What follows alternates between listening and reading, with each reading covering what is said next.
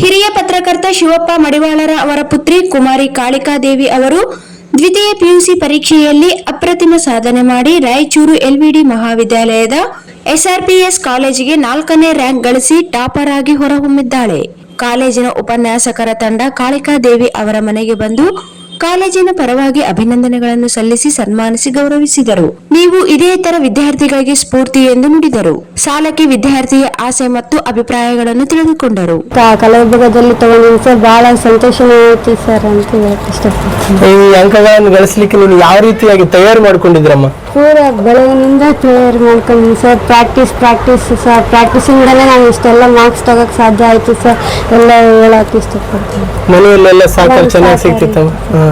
ನಮ್ಮ ಕಾಲೇಜ್ ಬಗ್ಗೆ ಕೊನೆಯದಾಗಿ ಏನು ಹೇಳಲಿಕ್ಕೆ ಇಷ್ಟಪಡ್ತಾ ಇದ್ದೀರಾ? ಬಗ್ಗೆ ಚೆನ್ನಾಗಿದೆ ಸರ್. ಲೆಕ್ಚರ್ಸ್ಗಳ ಅನುಭವಗಳು ಇದ್ದಾರೆ ಸರ್.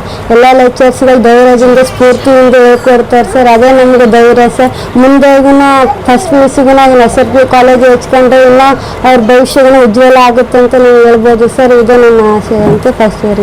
ಓಕೆ ಅಮ್ಮ, ನೀನು ಈ ಒಂದು ನಿಮ್ಮ ತಂದೆ ತಾಯಿಗಳಿಗೆ ಕಾಲೇಜಿಗೆ ಕೀರ್ತಿಯನ್ನು ತಂದು ಕೊಟ್ಟಿದೆಯಾ.